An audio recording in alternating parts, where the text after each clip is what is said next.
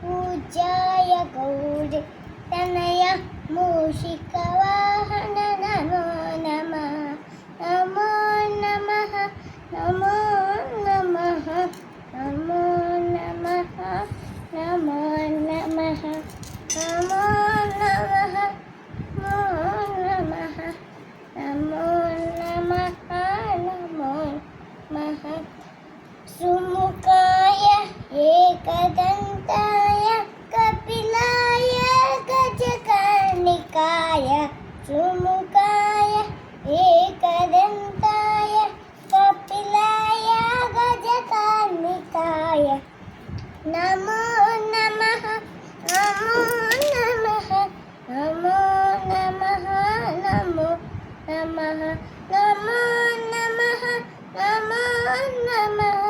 नमो नमः नमो नमः